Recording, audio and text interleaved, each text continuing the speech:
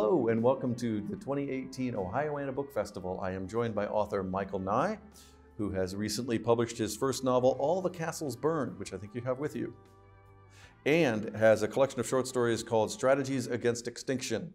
He grew up playing basketball, watching sports, and now writes for a living. His newest book is about basketball, meeting the wrong people, and getting second chances. He's been a finalist for the Catherine Ann Porter Prize and nominated for the Pushcart Prize. Congratulations. Thank you. And you can find him on the court when he's not writing. So welcome to Craft, Michael Nye. Thank you so much for having me. So tell me about All the Castles Burned. How did do you get started on the book? Tell me how it all came about. Yeah, this is a book I often tell people I've been writing for almost 30 years. 25% roughly of this book is autobiographical, and it's the story of Owen Webb, who is a working class boy who gets accepted to an elite private school in Cincinnati.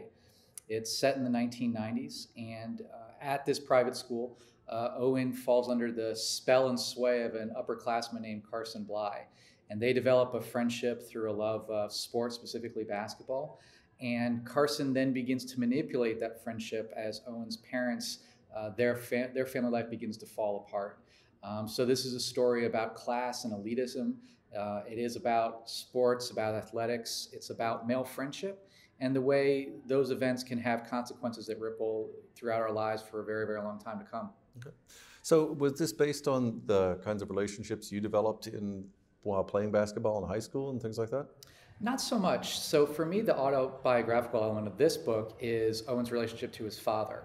My father worked for Procter & Gamble for many years. He was a chemical technician. He made toothpaste, soap, beauty products. But it turns out that my father had a double life. My father was also a thief, something that my family wasn't aware of until the day the Hamilton County Police showed up at our door and arrested my father when I was 12 years old. Wow. That became one of the foundations for this book, trying to explore what that's like for a character, what's that like for a family, and how you can survive that. The basketball elements of this book are primarily made up. I was never a particularly good basketball player. I certainly never had a friend like Carson. And so I try to balance those pieces of my own story along with the narrative elements that I think would make for a really great novel. Okay. Has your family seen the book? Have you talked to them about using autobiographical elements of it? They have, and I have. I think my mother was probably the one most concerned, not so much because I made things up or told things wrong, but because my mother, when my father was initially arrested, did her most to protect me and my sister from the consequences of that. And so she read a draft of this book after it had been accepted for publication, and she simply said, "I don't remember what I've told you and what I haven't." I'm okay and I'm comfortable with using parts of my life to tell a story. I think it's perfectly okay to make art from your own life. But I find that my own story was not ultimately all that interesting. I feel like I turned out all right. I turned out fine. For the sake of telling a story, for having something more dynamic, I needed elements from my own life that could be played out into a bigger, broader canvas to approach some of the themes that I was really interested in. And that's where I developed the idea of basketball, of Carson and the Bly family, and having another way of exploring what Owen's story is like. Mm-hmm. So you've written short stories, you've written a novel, you've written in your professional life. What do you think of when you think, I want to go write something? What's the first thing that comes to mind? Short story, novel? What is your touch base for your writing? I usually don't think so much about how long it's going to be, which is the simplest way of saying this is a short story, this is a novel. Mostly a situation comes up that a character is in, and I think, oh, that's interesting. How does that person get in that situation? How does that person get out of it? What caused that situation? And I let the story kind of move organically from there. Sometimes it becomes a novel, sometimes it becomes a short story. It's really hard to say. You know, the novel that I wrote before this, which ultimately was never published, though I did find an agent for it, we sent that out on the market at 80,000 words. I took a look at it a couple of years later after it didn't sell, and I started cutting out parts of it. Right now it's about 10,000 words long. So these stories that we tell can always shift and change and become something different if you give it enough time. I think I've heard that referred to sometimes as the kill your babies, where you have to go in and get rid of the stuff that you really love in order to pare it down. What was the experience like of going from 80,000 to 10,000? It sounds like that's wholesale. See you later, kids. We're done. It's not so much kill your darlings as it's get rid of the boring stuff. Okay. I guess that's the difference, isn't it? My kill your babies is... Well, that's a different story, right? No, it felt good, believe it or not, because when the book's done, whatever happens with the publishing, with the readership, my name's on it, and that book's going to exist, given what we can do with technology, forever. And my name's always going to be attached to that story that I wrote. And that novel, despite my fondness for the characters, and I can kind of see the ideas I was going for, ultimately just wasn't very good. And when looking at it again, I had a better sense of being removed from it a little bit, being able to look at it a little bit more objectively, and start removing the parts that I thought I didn't need or weren't really moving the story. And it bounced around a lot. I think initially I cut it down to about 30,000 words, and then I thought, how am I going to find a readership for 30,000 words? So I cut it again, and it was 5,000 words. And then I thought, I'm missing some stuff in here that I think is really important. So then it became 10. Well, that's the thing. Writers love to tinker. I mean, it's going to sound a little weird, but that is one of the downsides of publishing, is that you can't work on it anymore. And in this book and in my story collection, I like to read from the same copy. When I go out and do readings and visit universities, I like having this one book where I can say, this is how I did everything. And in the back, I write down the dates and where I read and everything. And in each of those copies, there are sentences crossed out. There's marginalia where I have a different word. Or I remind myself of the pronunciation so I don't sound like a moron in front of a class.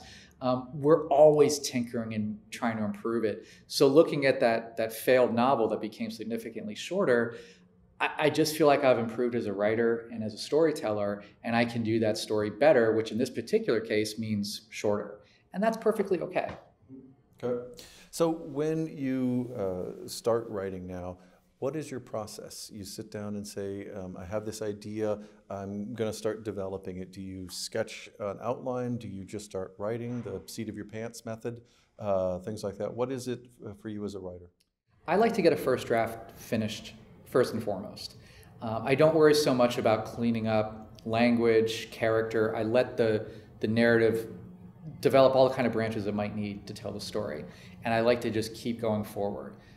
When I sit down and write, I try not to erase anything in that first draft.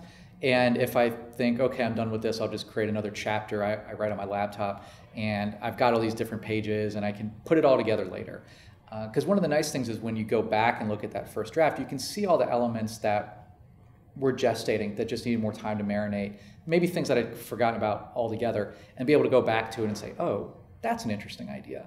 But I don't like to have the structure planned out initially. I want the story to move organically so that it can surprise me as a writer, and hopefully then surprise the reader a little bit as well. Okay.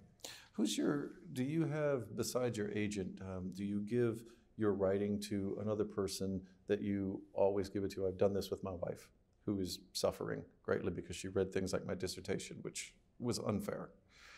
What do you do with, do you do things like that and say to people, I really want your feedback, like a writer's group?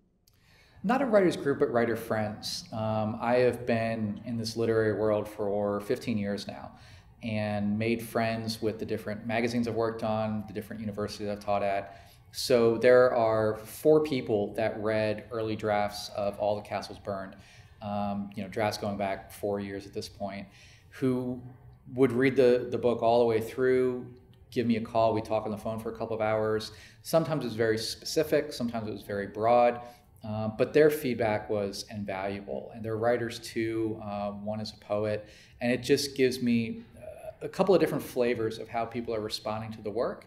And without them, I don't know how I would get a book like this done.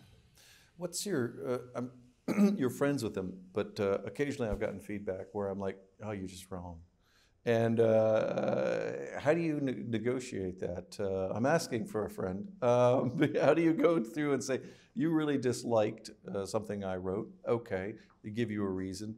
Do you often change it, or do you say, I'm just going to let it stand because I believe in this from my writer's side? Or I think you have as a writer, I've developed a sense of how to listen to that voice and how to ignore it. One of my early beta readers of this book told me about a problem that I had, and she gave me the solution. And I didn't like the solution, so I ignored the problem that she pointed out. And I lost 2 years with this book. I'm sorry, how did you lose 2 years? Because you... Her answer, without giving away too much from the book, there's an event that happens between Owen and Carson that in the published version of this book happens far later, around the 85% point of the novel. And an initial draft was at the 50% point. And she said, here's what you need to do with these events. And here's what you do with the second half of the book. The second half of the book just wasn't very good, which I couldn't acknowledge because she told me how to fix it and I didn't like her solution. But what she was right about was that incident needed to be pushed towards the end of the book. And because I couldn't hear clearly, you have a problem, all I heard was a solution that was wrong, I wasn't able to move forward with the book. And once I did, the book got significantly better, almost immediately. And so the way that I developed that sense of a thicker skin came from writing workshops. I got my MFA in the early noughts, teaching and writing workshops, working on literary magazines where the story that you publish compared to the one that almost made it in, there's not a huge difference.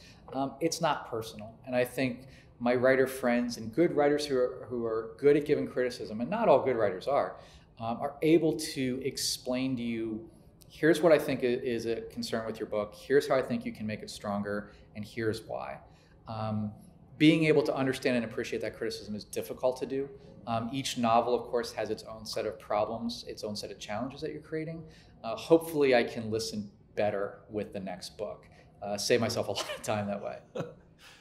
You have read that you don't like sports movies. No, I do not. This is an interesting thing for somebody writing about sports. Why don't you like sports movies? What is there about that genre? Well, they always end in one of two ways. The plucky team wins on the last shot or the last home run or something like that, or the plucky team learns a valuable lesson by losing on the last second play. They always have kind of the same feel. The characters tend to be stock. And the thing that's really great about sports is you're watching something live, and within the boundaries of the game, you might see something you've never seen before. A film is inherently pre-produced, right? The outcome of what you're watching has already been determined.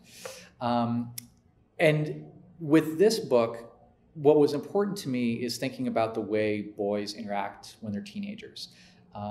Often it's without being able to articulate their emotions without talking. Sports seemed like a natural way for Owen and Carson to become friends as opposed to being theater kids or musicians. Sports are something that I understood, and I think I could tell it dynamically while showing something about these two characters. And the great thing about basketball is that you don't need other people to play. Being able to go out on a court and shoot jumpers or shoot free throws to practice dribbling, you don't need other people around. At the same time, games of 2-on-2, 3-on-3, 5-on-5 allows me to create scenes for Owen and Carson that are fuller and more realized. The other thing with this book is that while having basketball primarily in it, nothing about this book is about winning the big game. There's nothing about winning the city championship or winning the state title. And the scenes in here that I think are dramatic with regard to sports involve stuff that you typically don't see on television or you wouldn't see in a sports movie. There's a brawl, there's a defensive stop, things that I wanted to try to describe in ways that I hadn't seen done in other novels before. So while I'm willing to embrace the fact that it is a so-called sports novel, I didn't want to fall into the standard tropes of what a sports book would look like. Okay, that makes sense. Michael Nye, I thank you very much for talking to me today on craft. And your book, again, is called All the Castles Burned. and you can, it's out, it's ready to be purchased in mass. So, 50, 60 books at a time. At least, I would think 75, 80 is really the target. Yeah. But 50, 60 is acceptable. All right, it's good to know that where the bar is. Math's not my strong suit. Thank you very much. You're welcome.